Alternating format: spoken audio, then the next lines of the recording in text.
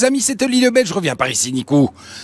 Et on est là pour présenter la R18 Bagger avec laquelle je suis parti en Suisse cette année. Alors vous le saviez, pour ceux qui ont suivi, au départ j'étais parti sur la R12 et puis je me suis rendu compte que revenant du Maroc avec 3 côtes fêlées, partir avec la R12 c'était pas une bonne idée. Puis je me suis rappelé qu'en fait cette R18 Bagger, c'est vraiment une bécane que j'apprécie beaucoup. Vous le savez, il y a la R18 de base, complètement dépouillée, et il y a la R18 super, donc la transcontinentale si je me trompe, avec le top case arrière, etc. La R18 de base, elle est quand même extrêmement dure, elle n'est pas hyper confortable. Et la toute grosse, je trouve qu'elle est vraiment trop grosse, d'autant plus que je partais seul.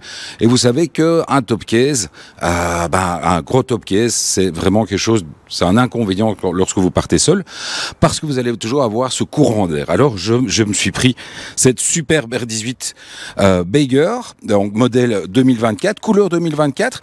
Et là, j'ai eu vraiment l'occasion de bien en profiter, puisqu'on a fait plus de 2200 km.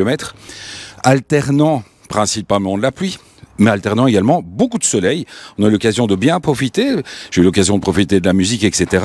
et de toutes les choses qui accompagnent cette R18 Bagger. Alors, il y a une chose dont je viens de me rendre compte en la lavant, après ce long périple, eh bien, c'est que, à l'instar d'autres customs, les tubulures d'échappement à l'avant n'apprécient guère de se taper les moustiques et la flotte. Bon, après vous allez pouvoir mettre un traitement pour les ravoir, mais naturellement, voilà, ça va être un peu compliqué. Voilà, c'était juste le petit truc, la petite parenthèse que j'avais pas encore découvert lorsqu'on avait fait le premier essai. Pour le reste, vraiment ces 2200 km sans jamais avoir mal au dos, parce que vraiment la position est très tranquille, vous avez cette selle qui est extrêmement confortable, qui vous permet de bouger un petit peu, même lorsque vous commencez à avoir un peu mal aux fesses, vous avez l'occasion d'avancer ou un petit peu de reculer. Vous avez ce fameux cruise control qui va beaucoup vous aider, qui se trouve ici. Donc le cruise control qui se trouve comme sur les autres BMW ici, mais surtout, vous le savez, c'est un cruise control adaptatif et ce n'est vraiment pas quelque chose que j'aime. Donc là, le petit radar est juste ici devant et vous savez que le cruise control adaptatif pour moi n'est pas encore vraiment au point pour les motos. On en a encore fait l'expérience, même en suivant le Niken, que vous retrouverez à l'essai la semaine prochaine. Même en suivant le Niken, il fallait que je me mette derrière lui, ce qui est un peu ridicule à moto, puisque le but, évidemment, c'est de rouler en quinconce en roulant en groupe. Et si vous voulez profiter de ce cruise control adaptatif, vous allez devoir vous mettre derrière la moto qui est devant vous, avec une grande distance, même en mettant au minimum. Vous allez avoir quand même une distance entre les deux motos et vous risquez toujours d'avoir ou une autre moto ou un automobiliste qui va se mettre entre vous et qui risque de vous faire freiner violemment.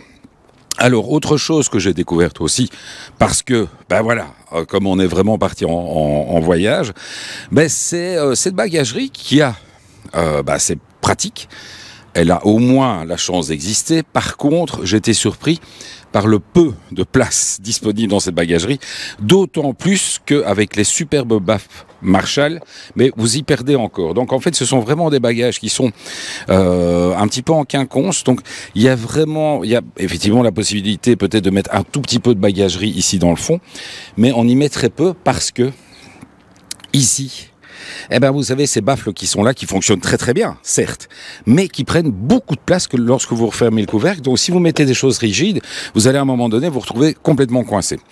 Vous allez me dire, tu es bien dur avec cette moto, pas du tout. Parce qu'il y a au moins une chose qui était surprenante, c'est qu'on a vraiment roulé dans l'école avec un Suisse. Donc j'aime autant vous dire que le niveau était quand même pas mal. Il y avait Bijou qui était avec la GSX 16000 GT. Il y avait Nico qui était avec le Niken. Mon frère avec la Ducati Multistrada. Et pourtant, effectivement, vous voyez que les repose-pieds ont un peu ramassé, ça c'est clair. Mais à côté de cela, franchement, cette moto n'a pas démérité. Et j'ai découvert aujourd'hui, en lisant la fiche technique, que cette moto en fait ne fait que 91 chevaux, mais fait près de 400 kilos. Donc ça reste quand même poursuivre, et sans aucun souci, poursuivre tout un groupe comme celui-là, c'était quand même balèze.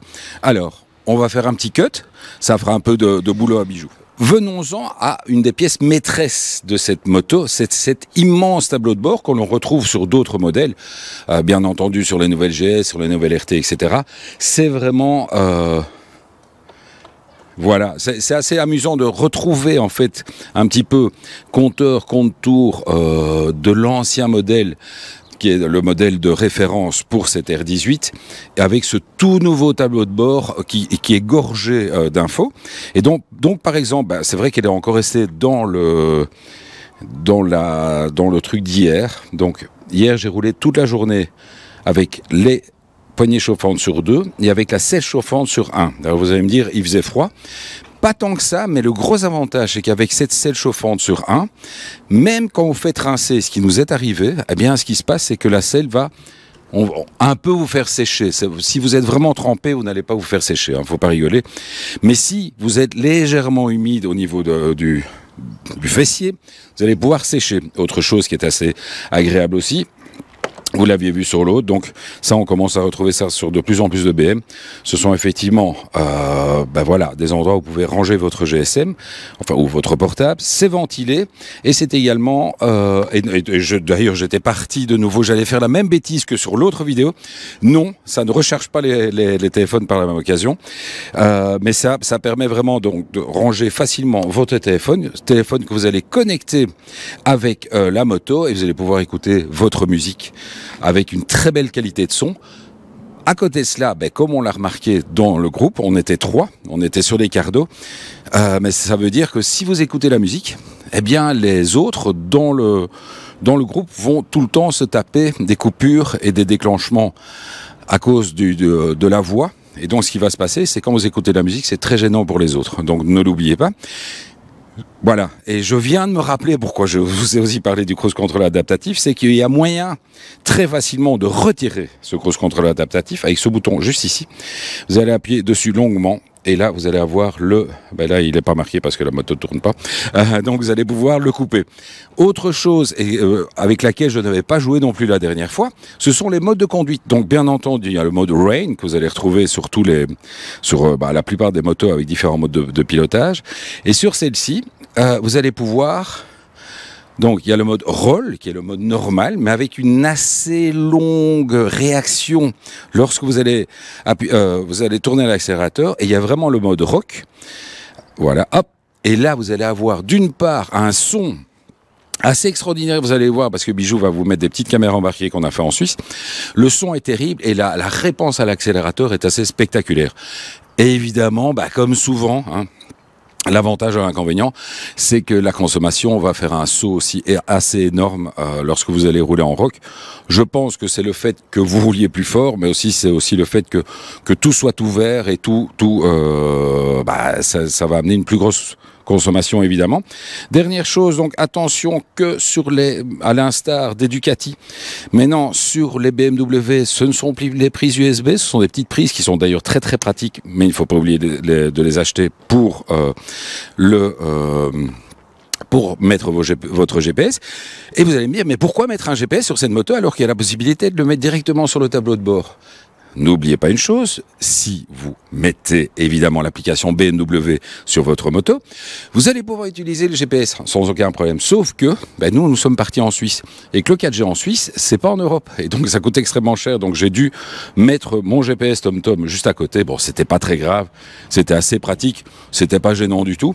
Dernière chose que j'apprécie aussi, et là Nico, tu vas devoir faire le tour pour découvrir à gauche pas mal, enfin 2 options assez sympathiques. C'est donc la marche arrière, vous avez déjà découvert avant, qui fonctionne avec le démarreur, et le double sélecteur. Donc le double sélecteur qu'on retrouvait avant sur pas mal de motos américaines. Donc vous montez les vitesses en appuyant avec le talon, vous les redescendez en appuyant avec l'avant de la botte ou de la chaussure. Et dernière chose, après Nico, je te laisse tranquille.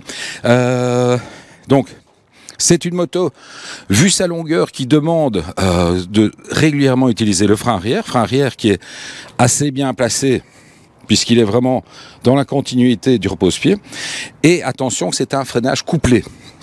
Alors attention dans le bon sens, c'est-à-dire que ça permet vraiment à la moto de la placer en virage lorsque vous êtes vraiment, surtout quand vous êtes dans des courbes en Suisse, vous allez devoir en fait tirer la moto Lorsque vous êtes dans la lacet en descente, vous allez vraiment tirer la moto et lui permettre de rentrer en courbe d'une manière plus naturelle.